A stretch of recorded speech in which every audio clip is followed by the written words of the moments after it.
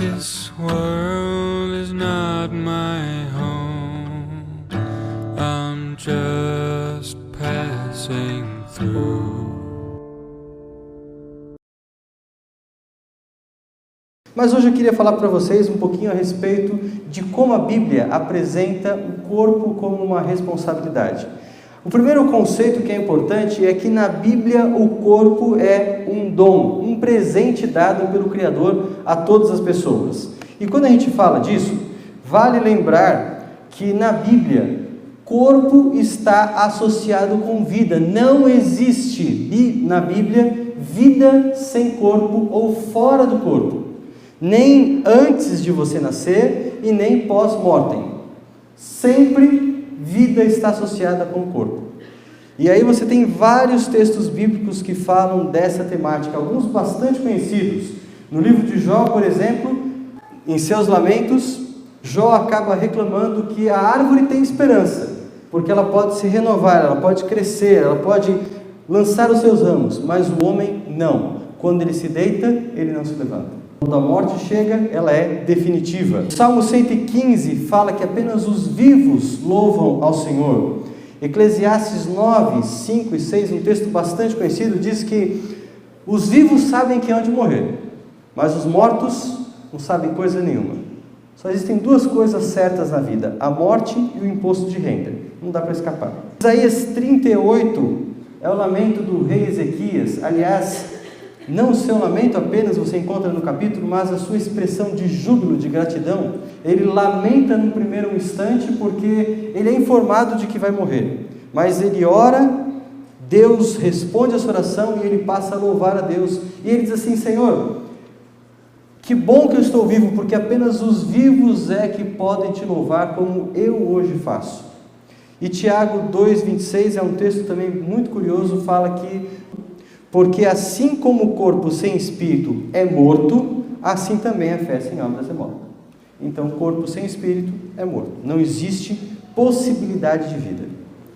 Agora, o Antigo Testamento, ele também dá um valor incrível à vida, como um presente de Deus.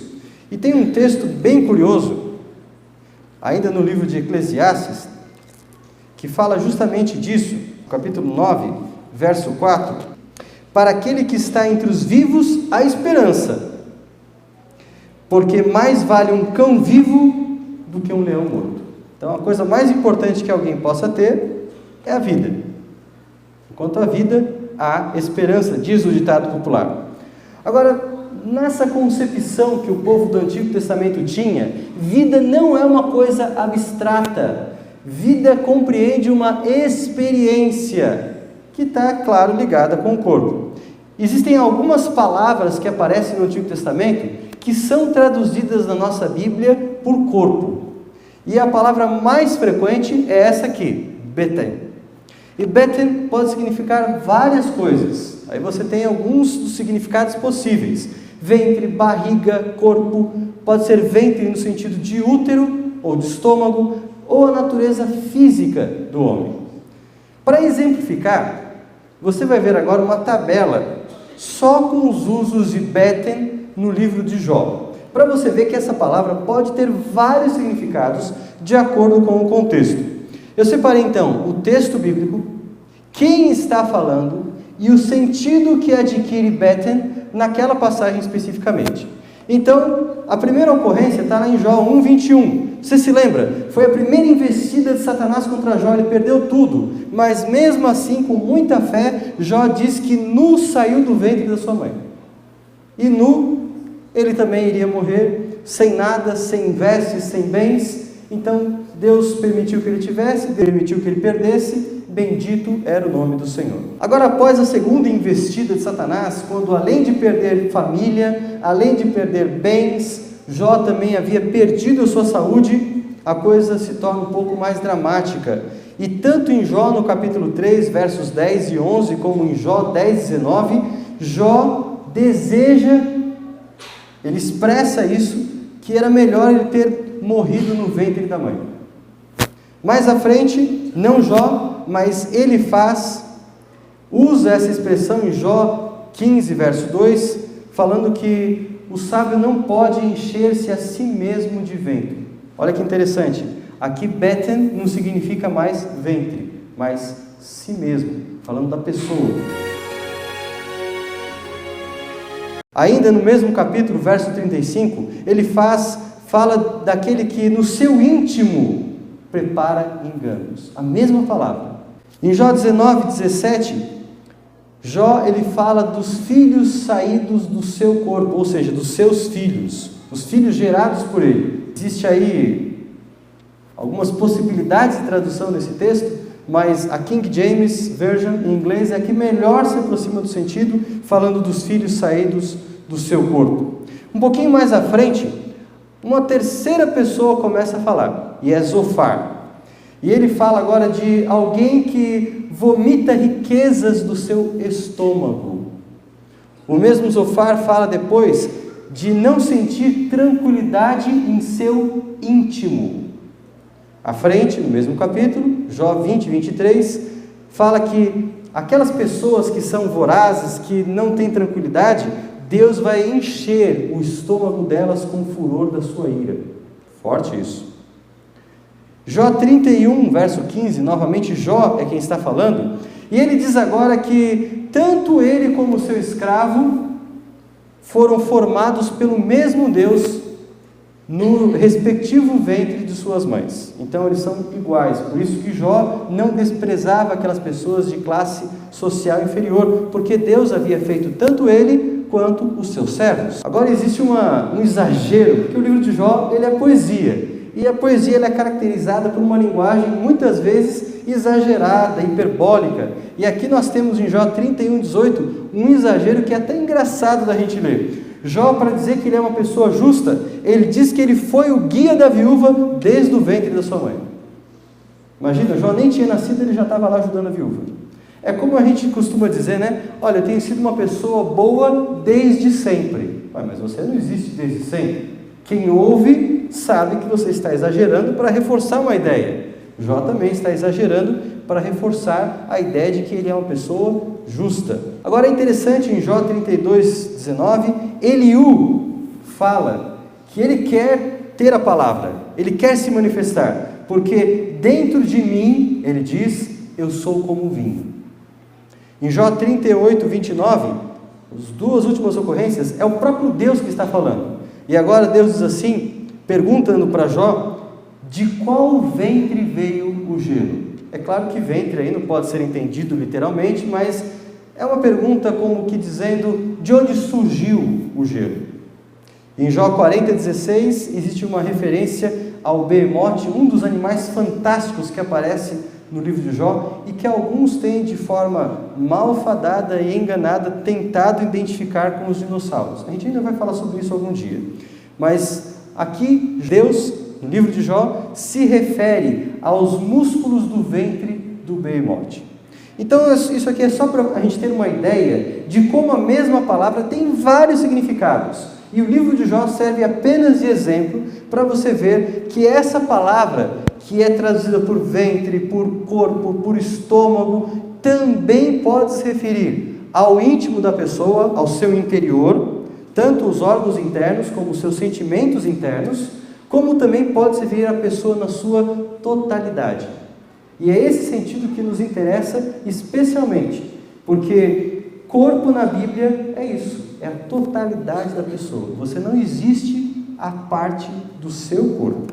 E claro, aí nós temos uma conclusão muito importante. Se o corpo é quem nós somos, ou seja, o nosso próprio ser, então ele deve ser dedicado a Deus de forma integral.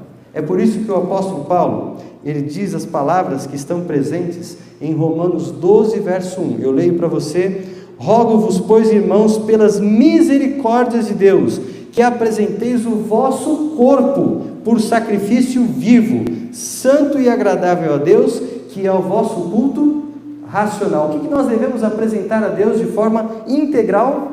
O nosso corpo.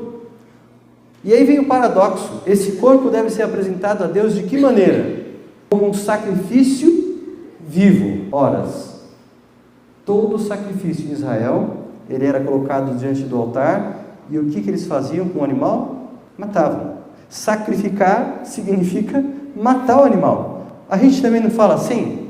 Quando um cachorrinho, um bichinho de estimação está doente de uma forma irremediável. Aí você, desesperado, leva para o médico para que ele tente tratar. E se não há solução, o que ele geralmente ele diz? Que é necessário sacrificar. E quando fala de sacrificar, você já entendeu, vai ter que matar o animal, para que ele não sofra. Agora veja, Paulo está falando de sacrifício, que você tem que se apresentar a Deus como um sacrifício.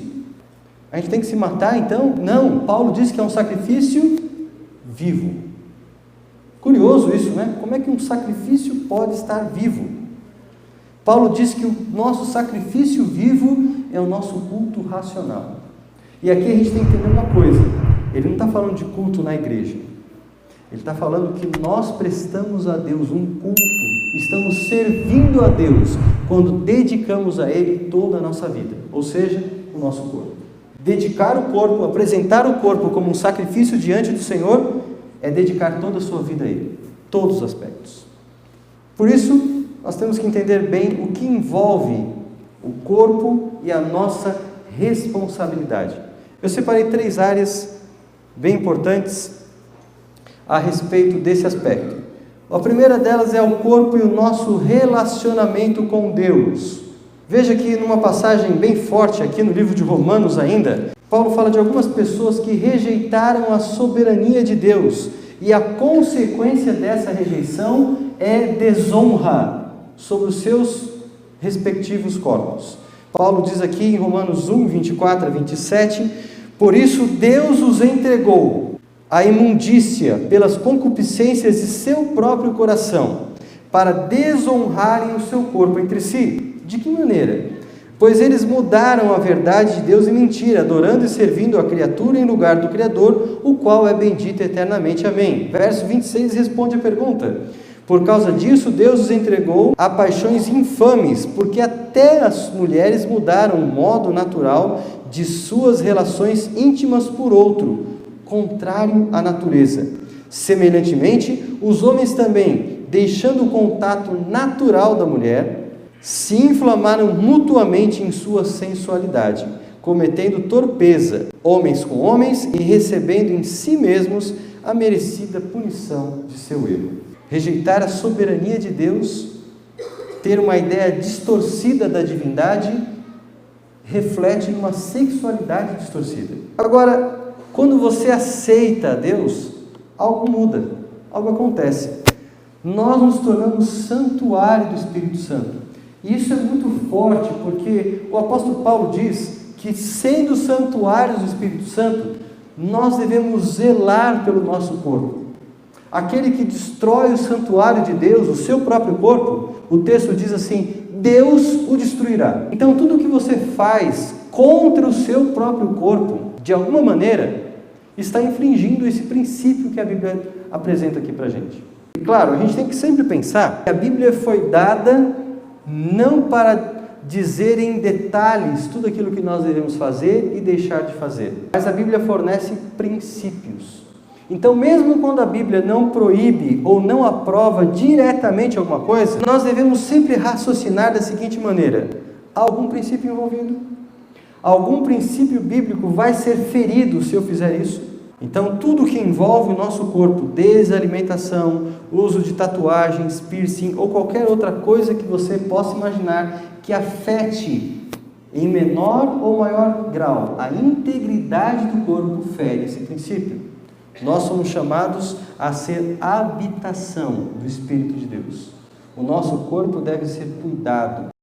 Ele pertence a Deus, não a nós. E qual é o propósito de Deus para o nosso corpo? O propósito de Deus é a pureza, mediante uma nova vida. A ideia é muito simples. Assim como Cristo ressuscitou, foi morto e ressuscitou, nós também morremos para a nossa velha vida. O nosso corpo, ele morreu e agora nós renascemos para uma nova esperança. E muitas vezes isso exige lutar contra o nosso próprio corpo, ou seja, lutar contra as tendências que nós temos. Paulo, ele usa uma expressão que é bem fácil da gente imaginar. Ele diz que ele esmurra o seu próprio corpo. É como se ele fosse um boxeador, e você já deve ter visto em filmes, em vídeos, os boxeadores treinando, geralmente eles têm aquele saco de pancada, um saco de areia, para treinar os movimentos, a posição das pernas, os golpes, mas ao invés de um saco de pancada, é como se Paulo estivesse esmurrando a si mesmo. Uma cena que poderia parecer cômica, mas é séria. Paulo está dizendo com essas palavras que ele luta contra as suas tendências naturais e adquiridas. Isso é santificação. E santificação envolve o corpo inteiro. Existe um texto que vale a pena nós conferirmos. 1 Tessalonicenses, capítulo 5, verso 23. O mesmo Deus da paz vos santifique em tudo. Pergunta, o que significa ser santificado em tudo? Olha como Paulo ele complementa a ideia. E o vosso espírito, alma e corpo sejam conservados íntegros e irrepreensíveis na vinda de nosso Senhor Jesus Cristo. Então a santificação não é apenas uma experiência abstrata com Deus. Santificação não é um sentimento religioso. Eu vim na igreja, escutei um sermão com belas histórias, ouvi uma música que me tocou emocionalmente, pronto, estou santificado. Não, isso não é santificação. Santificação não é emoção. Santificação não é quando você sai da igreja chorando. Santificação é quando você submete dia após dia as suas paixões, as suas inclinações, a sua vontade na mão de Deus. E isso envolve todas as áreas da sua vida. Isso envolve tudo quanto você é, inclusive o seu corpo. Não dá para você ter uma alimentação errada e dizer que você está no processo de santificação. Não dá para você assistir qualquer coisa, colocar bobagem na sua mente e dizer que você está no processo de santificação. Santificação é algo sério, é um processo lento, demora a sua vida inteira, mas que tem que ser levado a sério e nós temos que progredir nessa experiência de santificação. Esse corpo do pecado que nós temos, ele está sendo destruído e nós temos agora uma nova vida graças ao Espírito. E muito em breve, de forma literal, nós teremos novos corpos. O apóstolo Paulo diz lá, tanto em 1 Coríntios 15 como em Efésios 3, que esses corpos serão semelhantes ao corpo glorificado do próprio Senhor Jesus. Você se lembra, quando Jesus ressuscitou, ele tinha um corpo, as pessoas podiam tocá-lo, ele comeu coisas, ele não era um fantasminha. Em muitas religiões, se acredita que alguém conseguiu vencer a morte. E às vezes há comparações desses outros personagens, outros deuses ou outras figuras místicas com Jesus. Mas a grande diferença é que quando Cristo vence a morte, ele não vence como um espírito ou como um fantasminha. Ele é real, ele pode ser tocado. Ele é um ser humano presente na história, que se envolve com outras pessoas. Há testemunhas desse fato. A ressurreição na Bíblia é uma coisa concreta, não é ressurreição apenas da alma, no sentido que as pessoas estão acostumadas a falar. É ressurreição do corpo, envolve algo concreto. Quando a gente pensa nisso, a ressurreição de Cristo, claro, ela foi corpórea, e portanto a ressurreição dos santos também vai ser corpórea. Lá em 1 Coríntios 15 até se menciona o tipo de corpos que nós teremos, corpos glorificados, corpos imortais, corpos sem a mancha do pecado. E é interessante que o castigo final dos ímpios também será um castigo físico. Jesus disse que o corpo será lançado no inferno. Claro, a gente tem que compreender muito bem o que a Bíblia quer dizer com o inferno, é a destruição final, que também não deixa de envolver a parte física. Vamos avançar para o nosso segundo tópico, o corpo e a saúde. Isso aqui é muito bem conhecido, mas vale a pena a gente se lembrar que o capítulo da Bíblia por excelência que dá as orientações mais detalhadas sobre alimentação é Levíticos capítulo 11. Basta a gente lembrar que existe um plano ideal de Deus para a nossa dieta, e esse plano está lá no Éden. Quanto mais nós nos aproximarmos dele, mais felizes seremos. E mais a nossa mente estará clara. E o livro Temperança, na página 14, afirma categoricamente que Deus se comunica com a nossa mente. Se eu me alimento mal de forma equivocada, isso afeta o meu corpo. E o que afeta o meu corpo afeta a minha mente. E eu vou estar inapto para discernir o que Deus quer me dizer. Você faria um concurso público ou uma prova de vestibular num domingo pela manhã, depois de comer bastante pizza no sábado à noite, beber bastante refrigerante e dormir, como a gente costuma dizer, pesado? Quando isso acontece, você acorda bem? A sua mente está limpa para pensar com clareza? É claro que não. Imagina ler a Bíblia nessas circunstâncias. O que Deus vai comunicar para você? Que mensagem você vai conseguir compreender? Que Deus não possa falar. É você que obstrui os canais de comunicação. Então a alimentação na Bíblia é importante. A alimentação ideal na Bíblia é uma alimentação baseada em frutos, grãos, sementes e legumes. Essa é a alimentação ideal. Está lá no Éden. E a gente pode ver que o homem via muito mais quando seguia esses princípios. Quer dizer então que comer carne é pecado? Não. Tanto é que existe um plano B. Um plano que não é um plano ideal, mas também é um plano possível. E esse plano está em Levíticos 11. Os tipos de alimentos que você pode comer. Alimentos cárneos, no caso. Mas, dentro do possível, todos nós devemos orar a Deus e nos esforçar para seguir o plano ideal. Eu me lembro que há 22 anos, quando eu comecei a seguir a dieta vegetariana, a minha mãe e algumas pessoas próximas diziam: você vai morrer, você vai ficar fraco. E estou muito bem aqui, feliz da vida, e outros também estão, e estão há mais tempo que eu, estão vivos também, podem testemunhar junto comigo. Mas vamos para o plano B de Deus. O plano B tem algumas características. Ele é dividido em 4 etapas. Nós temos animais quadrúpedes e a regra é muito simples.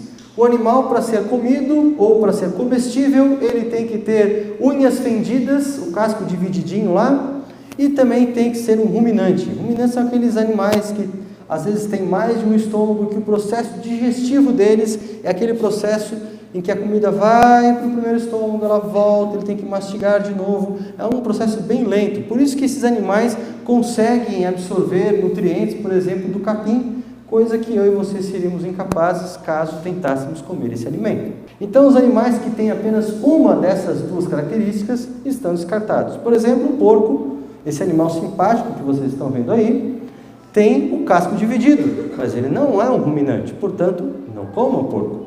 Vamos adiante, a segunda categoria, os animais marinhos.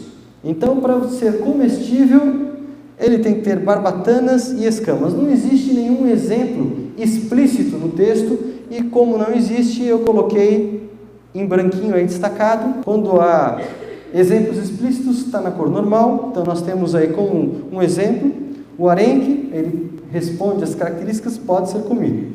Já o tubarão, não tente comê-lo.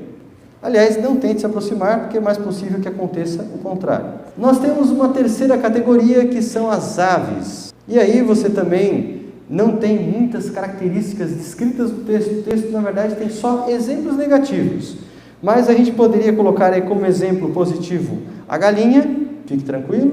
E o exemplo negativo, aparecem aí várias aves de rapina, o que faz a gente pensar que as aves que têm uma alimentação muito variada, ou que comem carniça, ou outros animais, são descartados. Por isso entram aí as aves de rapina, e nós temos também o avestruz, que não é exatamente uma ave de rapina, mas que tem uma dieta bem diversificada. E o último exemplo, esse aqui é para os fortes, aqueles que desejam experimentar, não me convidem para o almoço. Nós temos aí os insetos que podem ser digeridos. João Batista, aliás, conhece um pouco dessa culinária, né? Ele comia gafanhotos e mel. A gente só não tem detalhes se ele comia o gafanhoto e colocava o mel para tirar gosto, ou se ele já pegava o gafanhoto, jogava no mel e sugava, não sei, mas eu quero que você se lembre disso daqui a pouco na hora do almoço. Claro, existem insetos que nós não podemos comer, como por exemplo a barata. Não tente fazer isso. Quando a gente olha para todas essas orientações bem detalhadas, dá para a gente entender que Deus foi muito específico. E ele foi específico num contexto especial que envolve pureza. Os animais são chamados de limpos, no caso, limpeza cerimonial, aqueles que podem ser comidos. E esse conceito de limpeza, de pureza, no livro de Levíticos, está associado a um outro conceito muito forte, o conceito de santidade. Mais uma vez, nós temos uma forte razão para nos preocuparmos com a alimentação. E essa razão é santidade. A Bíblia sempre aplica santidade nas escolhas comuns da vida. Santidade não é aquela ideia de alguém que se isola da civilização, vai para o meio da montanha e fica meditando. Não, é alguém que escolhe honrar a Deus nas escolhas simples da vida. E isso envolve também a nossa alimentação. E claro, essas leis elas deveriam ser seguidas em qualquer contexto, mesmo que a pessoa estivesse às vezes sob um risco de sofrer qualquer tipo de perigo ou até a morte. Você vai se lembrar aí da história de Daniel. Daniel estava como um cativo, um prisioneiro de guerra, levado para a Babilônia. Eram 4 meses de viagem. Ali Daniel e seus companheiros receberam outros nomes. Eles foram escolhidos a dedo para fazer parte da corte. E como uma espécie de agrado, o rei determinou que eles poderiam se servir da sua comida. E Daniel poderia se sentir até um escravo mais grato. Olha, eu sou um escravo, mas ao contrário dos outros, eu sou um escravo que come da comida do rei. Mas Daniel não se sentiu mais grato. A Bíblia diz que Daniel, ele assentou firmemente no seu coração não se contaminar com a comida do rei. Imagina um escravo chegando para o rei dizendo o seguinte: rei, eu não vou me contaminar com a sua comida. Parece quase uma declaração suicida, mas com muito jeito, com muito tato, Daniel conseguiu falar com um dos auxiliares do rei e convencê-lo a fazer um teste. Porque para Daniel essa é uma questão extremamente séria e não deve ser menos séria para nós hoje. Os nossos hábitos alimentares, diz Paulo, eles devem glorificar a Deus. Paulo diz, 1 Coríntios capítulo 10, verso 31, portanto, quer comais, quer bebais ou façais outra coisa qualquer, fazei tudo para a glória de Deus. A nossa alimentação deve ter por objetivo glorificar a Deus. Um terceiro ponto que é extremamente importante, o corpo e as relações sexuais. Primeiro, que o sexo na Bíblia ele é uma benção. O sexo não tem nada de sujo, de pecaminoso, de maldade, é uma benção. Eu me lembro, na faculdade de teologia, nós tínhamos uma matéria chamada Ética Cristã.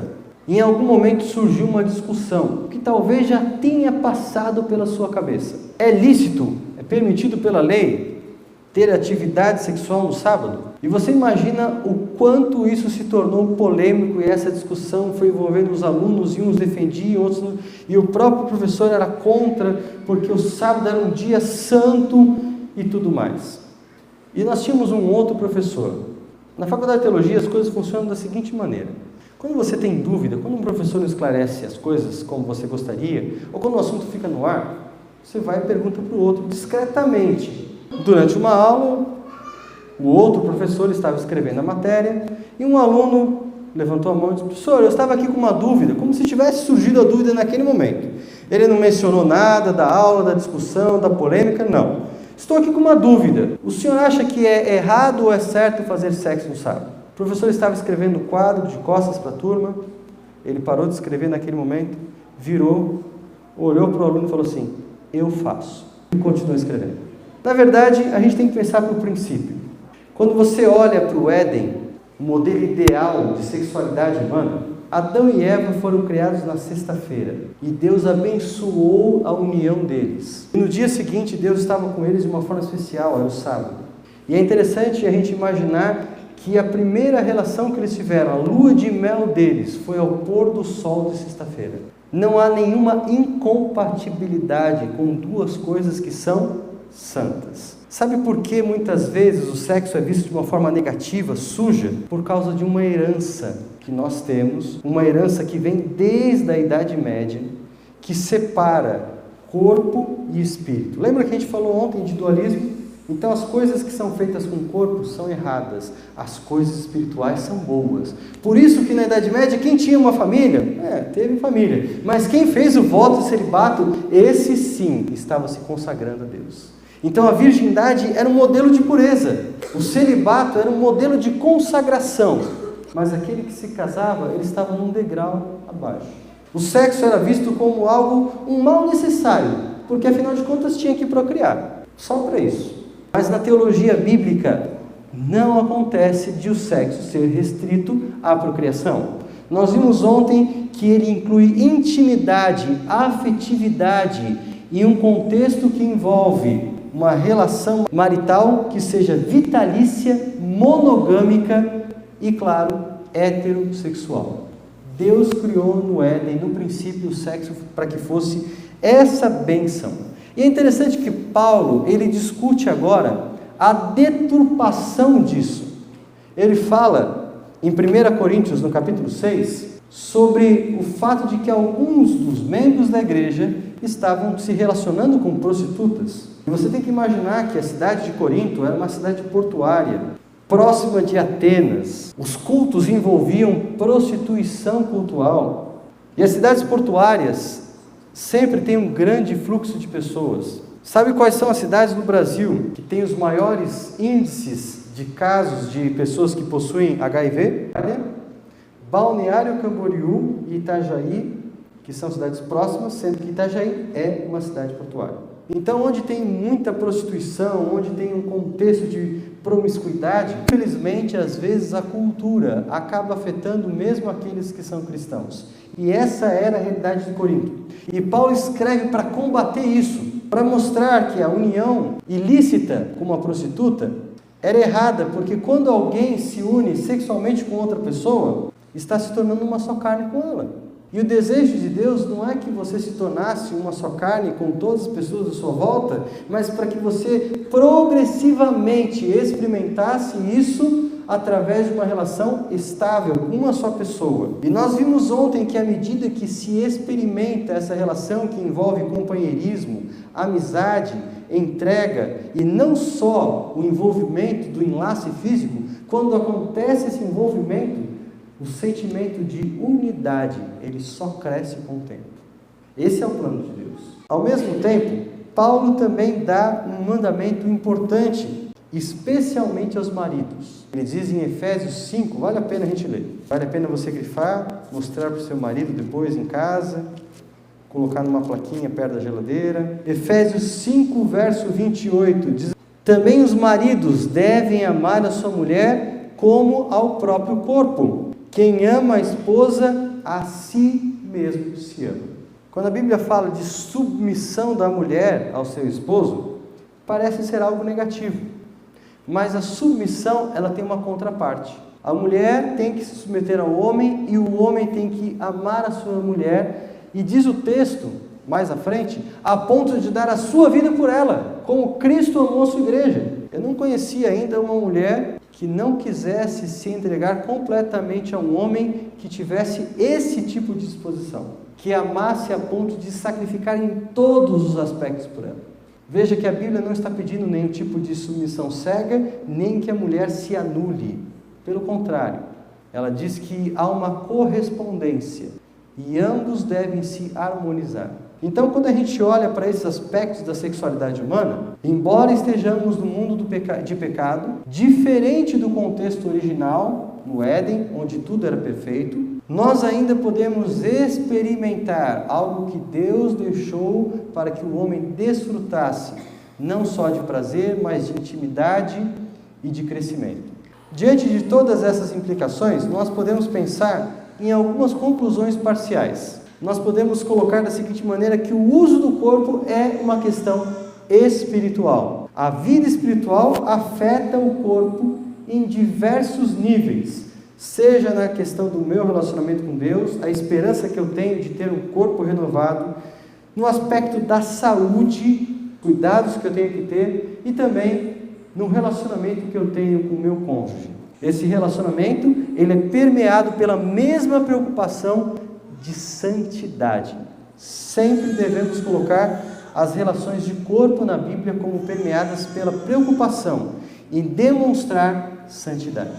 Quando a gente pensa em tudo isso, existe um convite que Deus nos faz. O convite para vivermos uma vida diferente. Um convite para vivermos uma vida completamente dedicada a Ele. E eu não posso terminar essa mensagem sem perguntar a você algum aspecto da sua vida que ainda está do lado de fora. Talvez o entretenimento, o trabalho, os relacionamentos, talvez a alimentação, como nós mencionamos, Eu não sei. Mas eu pergunto, será que alguma coisa tem sido posta à parte, como se vida religiosa fosse apenas o vir à igreja e o restante eu dou conta, eu faço do meu jeito? Será que você está se esquecendo do privilégio de submeter alguma área da sua vida ao controle daquele que não erra, o Senhor Jesus Cristo? Eu quero orar por você, para que, de alguma maneira, se falta entregar-se em alguma área, que Deus o convença. Que você não saia daqui sem fazer isso.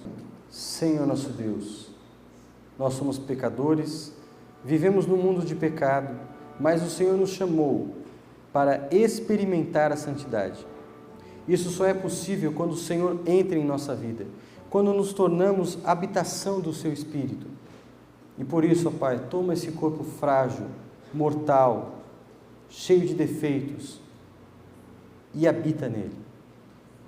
Para que todas as nossas ações, as nossas preocupações, os nossos pensamentos, o nosso procedimento glorifiquem ao Senhor. Pai eterno, Pai amado, ainda vamos errar muitas vezes, é verdade, porque estar nesse processo não implica em ser perfeitos, mas queremos que o Senhor caminhe conosco, nos transforme, e dessa maneira estejamos nos preparando para aquele momento quando o Senhor voltar, naquele momento quando receberemos novos corpos, corpos glorificados, corpos sem a mancha e sem as limitações impostas pelo pecado. Por favor, Senhor, num mundo tão confuso, onde as pessoas pensam tantas coisas, ajuda-nos a saber aquilo que cremos. E não apenas a saber, mas a viver à altura daquilo que cremos. É o que nós pedimos, no nome de Jesus Cristo, nosso Salvador. Amém, Senhor.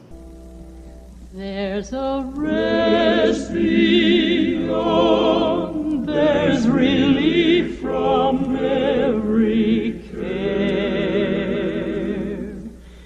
In a little while we're going home, and no tears